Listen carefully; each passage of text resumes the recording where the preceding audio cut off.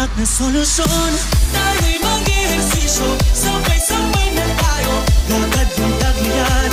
Talong takbo din kaya, pagka-ihahain dapat siguraduhin. Magkulay at bukas, kumain lang ng patas. Lakas na katawan, dalas ng isipan. Lakas na katawan, dalas ng isipan. Healthy life ay ating simulan. Maging malakas, maging malusog, puso at isipan. Mahusay na guro, yung inyong pamantasan. Hindi magpapatalo dahil laging healthy yan.